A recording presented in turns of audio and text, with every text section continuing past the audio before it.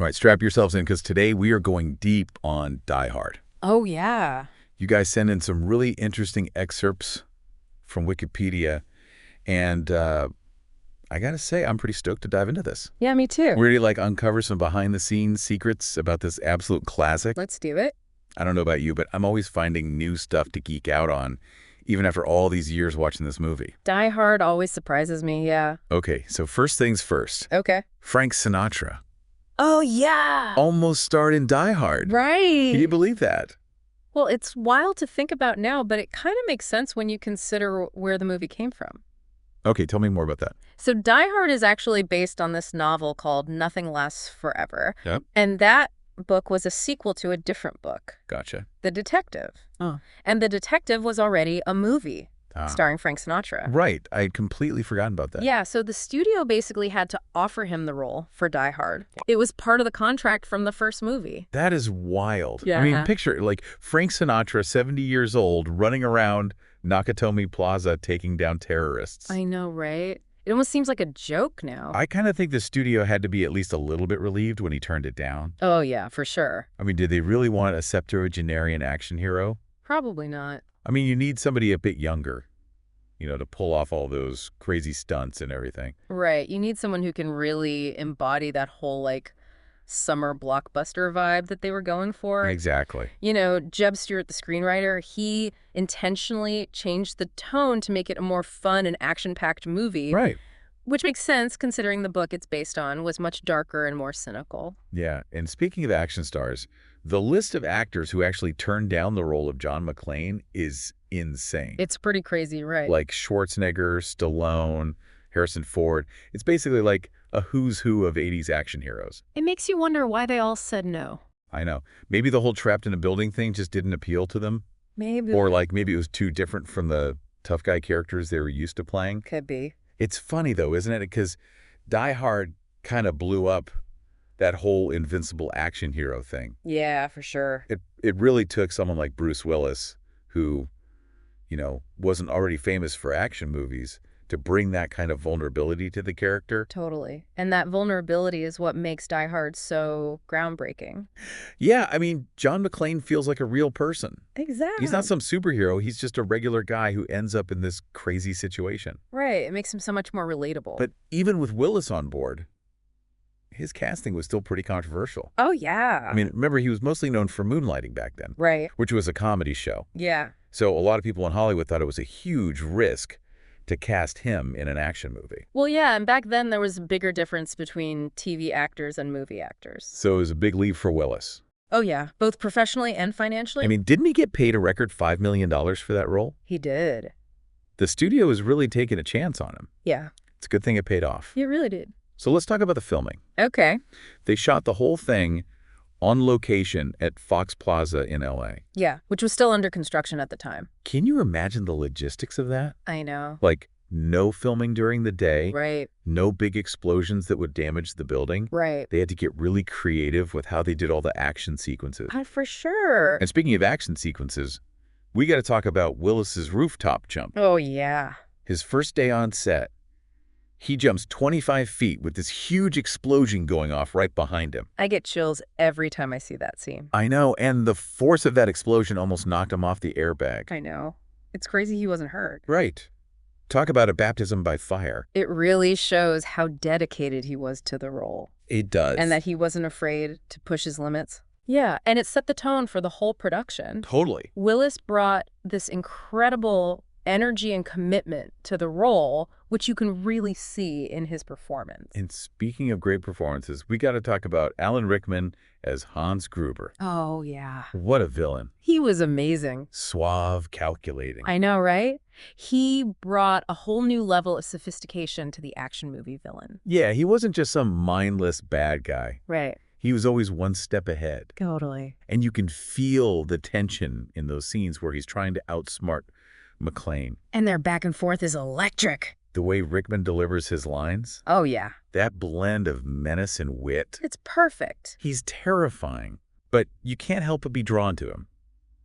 I know. But did you know that Rickman was actually a theater actor? Oh, yeah. He was in a Broadway production of Les Liaisons Dangereuses. Wow, I didn't realize that. Yeah, and you can totally see that stage presence come through in his performances. Oh, for sure. He commands every scene. Absolutely. And that death scene, Oh my God. so perfectly done. The way the camera keeps him in focus as he falls. They actually used this new automated system to control the camera's focus. Wow. I had no idea. Which was pretty innovative for the time. And Rickman actually fell backwards for that shot. Yeah, which is really difficult for stuntmen to do safely. Oh, wow. It adds so much to the realism, though. Totally. And that look of genuine surprise on his face. That wasn't acting. Wait, really? Yeah, they told him they'd drop him on the count of 3, but then they let go early. No way. Yeah, just to get that authentic reaction. That is so clever. It's brilliant. Now let's talk about the music. Okay. Who would have thought that Beethoven and Christmas carols would go so well together? I know, right? You've got these classic Christmas tunes mixed with this epic orchestral score. It's so unique. It really creates this amazing atmosphere. But you know, the composer, Michael Kamen, Yeah. he didn't want to use Beethoven's Ninth Symphony at first. Oh, really? Yeah, he thought it was too grand for an action film. But the director, John McTiernan, he really sought for it. That's interesting. He knew that the music was key to creating the film's unique tone and atmosphere. Well, he was right. Yeah. It's hard to imagine the movie without it now. And the way Kamen transforms those Christmas melodies yeah. to reflect the tension and the action. It's brilliant. It's like he's playing with our expectations. Right. Taking these familiar sounds and Yeah. making them feel dangerous and unsettling. Yeah, it's like he's twisting them into something new. Now, this might surprise you, but when Die Hard first came out, the critics weren't exactly blown away. Yeah, I remember reading about that. Someone thought it was too violent or formulaic. It's funny how opinions change over time. I know. I mean, audiences loved it from the beginning. And it went on to become the highest-grossing action film of 1988. It did. It's amazing how a film that got mixed reviews could become such a classic. It's really a testament to the film's enduring appeal. Like it just connected with audiences on a deeper level. Yeah. Die Hard defied expectations and became a phenomenon. Totally. But I think it's more than just explosions and one-liners. Oh, for sure. There's a real depth to the characters and the themes There is. that sets it apart from all the other action movies out there. Oh, Okay, I'm definitely intrigued. yeah. Let's dig into that a little more, shall we? Let's do it. You know, one of the things that really makes Die Hard stand out is how it plays with those classic ideas of heroism and masculinity. Yeah, like John McClane, he's not your typical 80s action hero. Exactly. He's totally different from those like super buff, invincible guys we saw in so many movies back then. Right. He spends most of the movie barefoot and covered in blood. I know. And he doubts himself. He makes mistakes. He's not afraid to show weakness. And he even cries. Yeah. He's just a normal guy who gets thrown into this insane situation. He even says at one point, I'm just a fly in the ointment, Hans, the monkey in the wrench, the pain in the ass. It's like he's kind of forced into being the hero even though he really doesn't want to be. I love that line. Yeah. And it makes him so much more relatable to the audience. Like we're right there with him feeling the fear and the pain. Exactly. And on top of all that, he's trying to save his marriage. Oh, yeah. I almost forgot about that. It adds a whole other layer to his character. It does. It makes you think about the different roles men and women were expected to play back then. It's true. Holly McClane's wife, Right. she's a successful executive. Right, but she still needs her husband to come rescue her in the end. It kind of reflects those anxieties about changing gender roles that were happening in the 80s. Yeah, Die Hard definitely touches on those social tensions, even if it doesn't really offer any solutions. It's interesting, too, how the film plays with this idea of American identity and anxieties about foreign influence. Oh, absolutely. You've got these sophisticated European terrorists taking over an American skyscraper, a symbol of corporate power and capitalism. Right. And of course, you have McClane, this all-American hero who has to step in and save the day. It's that classic us versus them narrative that we see so often in action movies. But it's not quite that simple, is it? No, it's more nuanced than that. The film also criticizes American institutions like the police and the FBI, showing how they can be incompetent and out of touch. Oh, yeah. They're almost as much of a problem for McClane as the terrorists are. Totally. He's battling the system just as much as he's battling the bad guys. And even the corporate world is shown in kind of a negative light. Yeah, they're all about profits and don't really seem to care about the people who work for them. It's crazy how the Christmas setting adds another layer to all of this. Oh yeah, you've got this stark contrast between the holiday cheer and the violent chaos going on inside Nakatomi Plaza. Totally. It's like the movie is saying Christmas doesn't make everything perfect. Right. Die Hard isn't afraid to get dark and gritty, even with all the Christmas decorations and music. And speaking of the music, let's go back to Alan Rickman's performance as Hans Gruber. Okay. I mean, he was phenomenal. He was brilliant. He brought this intelligence and sophistication to the character that you don't always see in action movie villains. Right, Hans is always thinking a few steps ahead. Yeah, and you can feel that tension in those scenes where he and McClane are trying to outsmart each other. Their dynamic is incredible. And Rickman delivers those lines with such a perfect mix of menace and wit. Totally. He's terrifying, but you can't help but be fascinated by him. Yeah, it's amazing how he can be so scary and yet so charming at the same time. I know. It's all in the way he uses language, Yeah. his facial expressions, his body language. It's also perfectly calculated and controlled. It's really a testament to his talent as an actor that he created such a memorable character with relatively little screen time. Yeah, he definitely steals every scene he's in. And let's not forget about the music.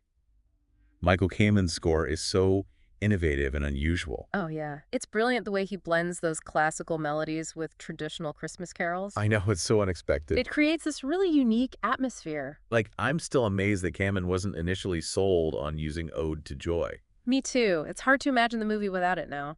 John McTiernan, the director, really had to fight for it. It's a good thing he did. It adds so much to the movie. It creates this sense of unease and anticipation even in the quieter scenes. It's like he's playing with our emotions. Yeah, like we know something bad is about to happen, but we don't know when or how. It's a masterclass in using music to tell a story. Totally. So we've talked about the themes, the characters, the music, but what about the impact? Why are we still talking about Die Hard over 30 years later? I think it's because Die Hard is more than just an action movie. It's a cultural touchstone. Oh. It sparked a whole subgenre of Die Hard on a... Oh, yeah, like Die Hard on a bus, Die Hard on a plane, Die Hard on a train. Exactly. But the original Die Hard is special. Why is that? Because it's not just about the explosions and the one-liners. It has heart. It has humor, and it has something to say about our society, about what it means to be a man, about what it means to be a hero. Yeah, it makes you think and it makes you feel. And it's just a really fun movie to watch. Exactly. That's what makes it a classic. Totally. Okay, so there's one more thing we have to talk about, and it's a big one. All right. The whole "is Die Hard a Christmas movie" debate. Yes. The age-old question. It's a debate that comes up every year. It does. I think it's time we finally settle this once and for all. Okay, I'm game. Let's do it. All right, let's settle this once and for all. Okay. Is Die Hard a Christmas movie? Well, some people say it is because it takes place on Christmas Eve. Right. And there's Christmas music all over the place. Yeah, and even presents. Exactly. But then other people say, no way, it's just an action movie that happens to be set during Christmas. Yeah, they say the holiday itself doesn't really affect the plot. Right. So where do you stand on all this? Well, both sides have good points. Yeah. But honestly, does it really matter? That's a good question. Maybe it's not about fitting into some category. Yeah. Maybe it's more about how the movie makes you feel. Exactly. Like for some people, watching Die Hard is a Christmas tradition. Oh, They watch it every year with their families, and it just gives them those warm, fuzzy holiday feelings. Yes. Even with all the explosions and shooting. Yeah. And that's part of what makes it so special, right? Absolutely. It's Yeah. like it takes all our expectations of what a Christmas movie should be Right. and just throws them out the window. It mixes action and humor with these deeper ideas about family and redemption. Yeah. And it does all that while still having Christmas decorations and music. It's a movie that loves contradictions. Definitely. And it makes us think outside the box. I think that's a big reason why we're still debating this question all these years later. It definitely gets people talking. So for our listeners out there who suggested this deep dive into Die Hard, Yeah. I think it's safe to say this is way more than just your average action flick. It is. It stood the test of time, Yeah. inspired tons of other movies, and sparked all kinds of debates about its meaning and its genre. It's really amazing how one movie can have such a huge impact. It all comes down to great storytelling and characters that feel both larger than life and totally human at the same time. Right. And Die Hard definitely delivers on both of those fronts. It's a movie that makes you think, makes you laugh, Yeah. and maybe even gets you in the Christmas spirit. No matter what time of year it is. So next time you watch Die Hard, and come on, you're going to watch it again. Yeah.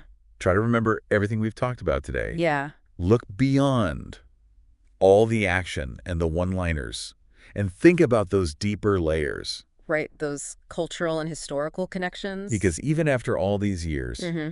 there's still so much to unpack in Die Hard. Yippee-ki-yay. Well said. See you guys next time.